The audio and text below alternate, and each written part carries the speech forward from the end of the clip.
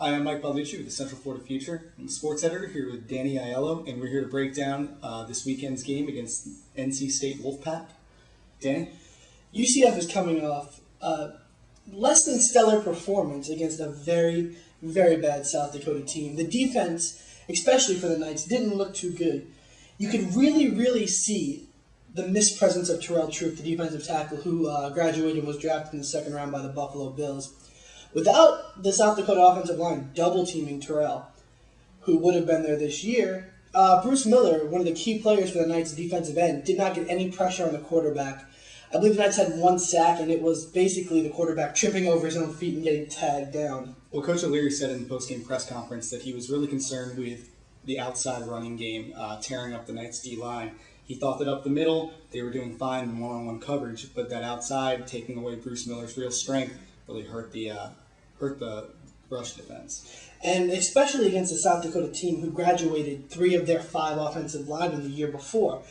This should have been a cakewalk for the Knights. I mean, obviously the score in the end was good enough for the Knights, but that was because the offense, who has usually been MIA, was there this year. Usually it's been the defense, setting up field position for the Knights and the Knights coming back. But this year it's been the Rob Calabrese show. And that's not something Knights fans are comfortable seeing. I know one of the biggest questions going into the season was who would be the quarterback. Obviously, there's the hype around Jeffrey Godfrey, the touted freshman from Miami, and Rob Calabrese, a junior, who came back and not knowing what you're going to get. In 08, he started over Mike Greco.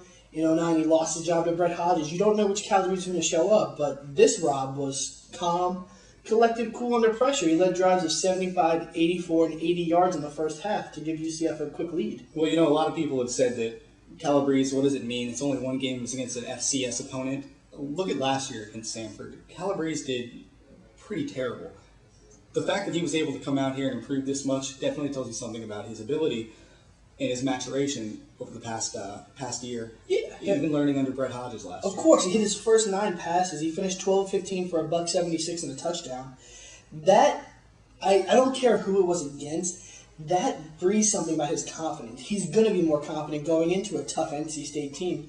And I say tough because they're an ACC school. Their defense surrendered 30 points in a record 8 consecutive games last season. You can't do that against this UCF offense. Yeah, Brent Harvey's not there, but Jonathan Davis proved he was an adequate replacement. And if Rob Calabrese can find A.J. Guyton, his go-to guy this year, that could prove a lot of problems for NC State, whose offense relies basically on their quarterback. Yeah, and let's talk about that quarterback, Russell Wilson. Last year, before the 09 season, he was named to the All-ACC preseason team, and the guy is a one-man show. This is not the same Wolfpack squad that the Knights faced back in 07. They're not throwing Harrison back out there. And granted, we don't have Kevin Smith running at the middle. We're still going to have to face a very tough offense. Russell Wilson, for reference, threw for 31 touchdowns last year, only 11 interceptions, including 5 touchdowns against Florida State, which I understand wasn't saying much against that defense. He also threw for 4 touchdowns, I think, on 5 different occasions. So a big key in this game is going to be the secondary, and in particular, I'm looking at Josh Robinson, who had a really rough first game. Josh Robinson had a stellar rookie year. He came in to the preseason this year, lost his job as a starting cornerback, gained it back, and in this first game against South Dakota, he just didn't look very good. He was beat in pass coverage by an FCS receiver. He flubbed a couple of tackles against FCS receivers, and now we're facing a team from an automatic qualifying conference. I think you got to have a big question mark there. If he can't beat the minor leagues, what's he going to do against the pros? And that actually leads us into our next topic, which UCF will win if. Now, for me, it's if the D-line can get some pressure on Wilson. If you let him sit in the pocket, he's going to kill you. There's no ifs, ands, or buts about it. He was only through 10 incompletions, had 306 yards, 4 touchdowns. Yes, I understand that's against Western Carolina, but the point of the matter is they didn't get any pressure on him. If Wilson sits in the pocket, UCF secondary is good, but not that good. It cannot maintain coverage for 6, 7, 8 seconds at a time. The big hogs up front need to get some pressure on him. Victor Gray needs to step in, and E.J. Dunston, who was supposed to be a stellar freshman. You don't beat out a senior and become on the field and start as a freshman if you're not going to do anything at defensive tackle. Bruce Miller and David Williams coming off the outside need to get some pressure on there. And NC State's offensive line isn't exactly great. They allowed, I believe, 26 sacks last season, which was, I want to say, third most in the ACC.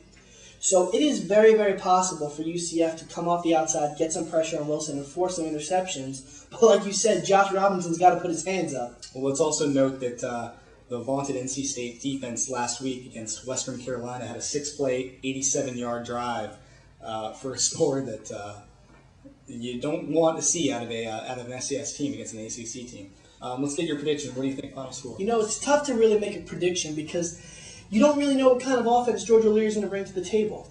You could see a shootout come in with these two teams because both of them like to throw the ball. But at the same time, George O'Leary likes to control the clock like the Knights did against South Dakota for 36 minutes and 17 seconds. So I don't see it going very high, but at the same time, I don't see it being a defensive battle by any means. I'm going to say 28-24 UCF Knights.